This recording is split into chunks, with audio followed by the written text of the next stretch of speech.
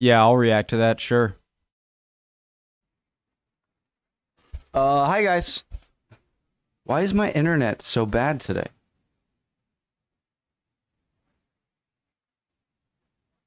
Well, time for the intro. The original link to the video, top of the description. Come on. Below that, link to the Discord. To some degree, of course. Link to the Discord. Would love to have you. Love Lawrence. I've been watching him for many years. I remember him having less than 50,000 subscribers. I say this. I love watching British. Like, if anyone watches me, or watches any American watching or learning or giving their opinion about something from Britain, I've had that same love of watching people on YouTube from Britain talk about America, right? And he was a big go-to of mine. And double is that, like, he's lived both places, so he's just the perfect. Anyways, love the channel, Lost in the Pond, preemptive, like how American and British restaurants are very different. I know tipping is going to come up, but free water? There'll be places in Britain, and I'm sure to some degree there'll be places in Britain that sell Chicago-style pizza, even though it's nothing like it. Or even in not my as good as New York. Cleethorpes, Chicago-style burgers, whatever that is. Hello, I'm Lawrence, and I'm on a quest to uncover all of the memos that Britain and America lost in the pond. And one of those memos pertains to restaurants. And because food is involved, restaurants happen to be a kind of central hub for where British and American differences play out more broadly. Because we see differences in not just the food, but the terminology that's used, and some of the customs that are practiced, and the practices that are customed. And of course, the mere concept of a restaurant, I don't know why I'm doing that, the mere concept of a restaurant is universal, but the way that they are presented to and used by Brits and Americans is subtly, and sometimes not so subtly, different. And so here are 7 ways in which British and American restaurants are very different. For Brits moving to or even visiting the United States of America, one of the biggest culture shocks, at least for me, was the kind of round-the-clock attention that servers pay to their customers. What's that? Your glass Almost of too water much. is empty? We can't be having that. American servers come right on over, minus the whistling sound, usually. And in between that and a bite of your broccoli, American waitstaff will be over just to simply ask, how's that food tasting? Can I get you anything else? Golly gee, that's a nice accent. Which part of Australia are you from? Those kind of questions. Can I just eat, please, is what he's...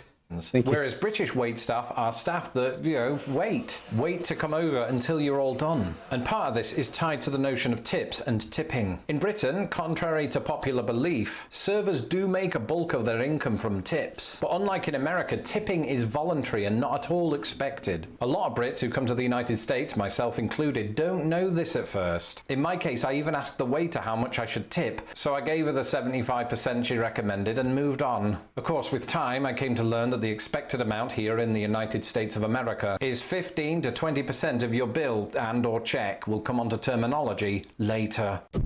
It's often been noted, especially within the fast food industry, that portion sizes in the United States of America are much larger than their European counterparts. But often, depending on where you go, this can also be true of sit-down restaurants. One of the first major American sit-down chain restaurants that I visited was a little place called Applebee's. And at the likes of Applebee's, but also the Olive Garden or TGI... I feel like there in America, there are kind of food truck, like local, small restaurants. There are fast food restaurants. And then there are nice restaurants, and in between the fast food and the nice restaurants are like the restaurant chains where, yeah, you go in, you sit down, there's a waiter, but it's not like a phenomenal, great restaurant. So yeah, you got your Chili's, you got your Fridays, Applebee's, Outback Steakhouse, Friday, or any number of other chains, your appetizer almost feels like a main course / entree. Again, terminologies later. And by the time that the actual main course arrives, you eat it merely out of politeness, while pretending that this is all fine. And then, this is the really funny bit, they ask you if you want to see the dessert menu. And of course you can't say no, because you're addicted to cheesecake. And that's always humongous and rich, as opposed to humongous and poor, which is what you are when you leave the restaurant. Except that cheap joke doesn't quite work, because because American food on the whole is actually cheaper compared to the food served in Britain, which is partially how you account for the portion size difference. Now, Yeah, over here, like leaving like a quarter as a tip would be more insulting than leaving like a nothing but a note that says F you or something. The thing about tipping that I don't like, so what do I tip for? So obviously sitting down at restaurants, if I'm getting food delivered, maybe if they're like delivery people like coming in and moving large stuff into your house. But the thing that I hate about tipping delivery people, which I do, is that at least in restaurants, you can know how good your experience and meal is before you tip. But nothing makes me, all right, not enough, I'm exaggerating, but it makes me so angry when like I give a standard tip and then the food was awful. And I'm like, can I just like Venmo you it after I've eaten it and tell you? after a while, I know in Britain, which is partially how you account for the portion size difference. Now, after a while, I noticed that there were Americans all around me that instead of plowing through this mountain of calories in one sitting, answered yes to what was then an unfamiliar question to me. That's right, it's completely normal in the United States of America to have your food boxed at the end of the meal with the intention of you taking it home and refrigerating it, or just eat it later that night if you're feeling lucky. Yes. And of course, now that makes sense, right? I mean, you've paid your money for that food, you want to get your money's worth. But on top of that, it cuts down on waste. But at first, just because of what I was used to back home, it seemed weird to be taking leftovers home from a restaurant. In Why wouldn't you want?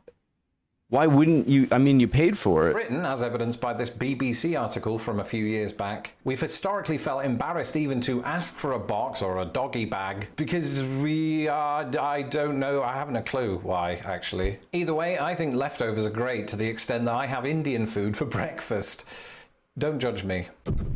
Buffets. Aside from the fact that America seems to be just a tad more into them than Britain, there's an aspect of the buffet going experience that differs greatly between the two countries. Where I was from, depending on the buffet in question, I almost got the impression that it was rude to the kitchen staff to ask for a new plate when you're going up for seconds. In other words, whenever I went for, say, a Chinese buffet, I would go up, get my plate, scoop on all the food, go back to my table, realize that I am unrelentingly gluttonous, and then go back up for seconds using the same plate. It made me feel good that while devouring lots I feel like there are usually stacks of clean plates, but I'll say something. of solids, I done a solid to the kitchen staff. That could be taken so many ways. Whereas once I moved to the United States, I realized that this was considered either weird or unhygienic. At American buffets, customers are expected to get a new, cleaner plate when they go up for seconds, because this is a measure seen at preventing cross-contamination. But I have to say, after practicing both methods, neither has caused me any personal problems. But while we're on the subject of Chinese food,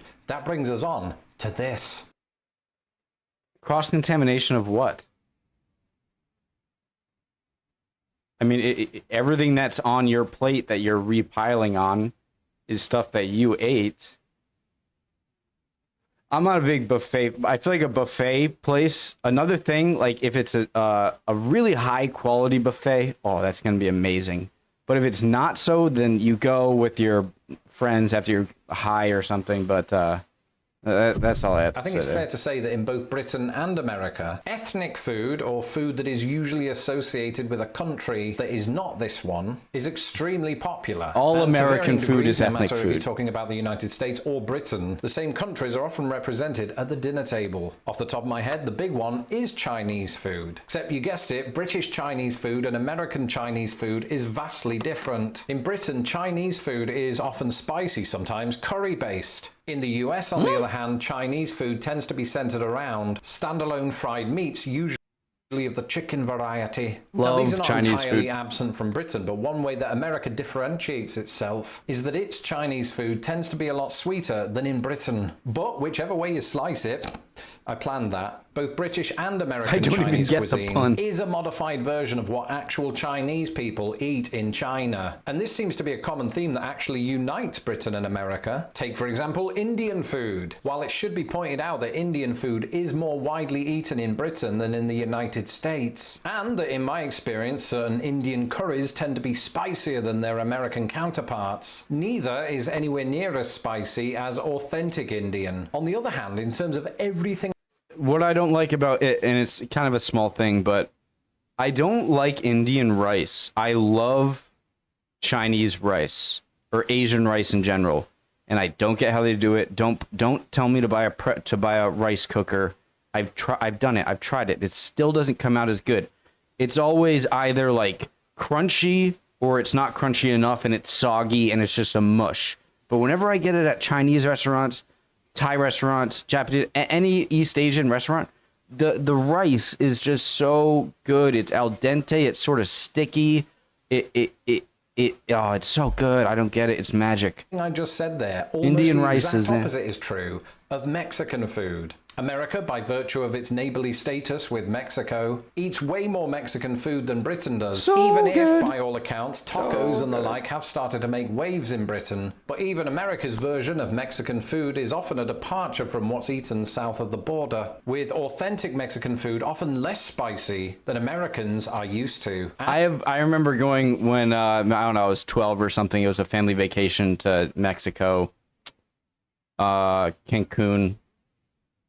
Is that, and I remember ordering like, oh my God, I'm in Mexico. Like, and it was like a pretty nice restaurant. I'm like, ooh, I'm gonna have like a chicken taco, whatever. And I didn't like it. I'm like, wait, this isn't Taco Bell. And it was in the restaurants of America that I got a first-hand feel for how America likes to modify the national dishes of other countries to create what amounts to their own version. Because they even do this with English cuisine, and that brings us on to this. If you were to ask me to name 3 dishes from both countries, off the top of my head, I would say this. Bangers, no, Toad in the Hole, haggis, fish and chips, roast, whatever. America, hamburgers, barbecue, Chinese food, tacos.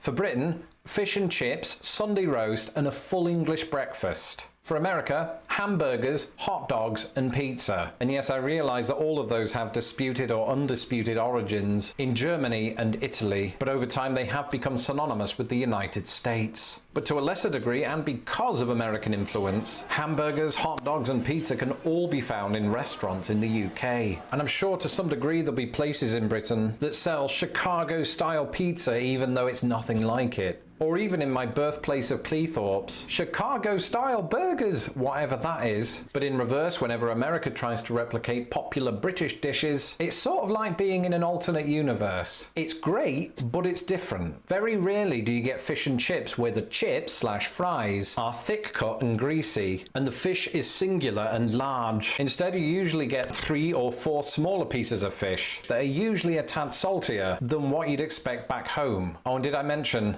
there's no mushy peas with the universe. It's great, but it's different. Very rarely do you get fish and chips where the chips/fries are thick cut and greasy, and the fish is singular and large. Instead, you usually get 3 or 4 smaller pieces.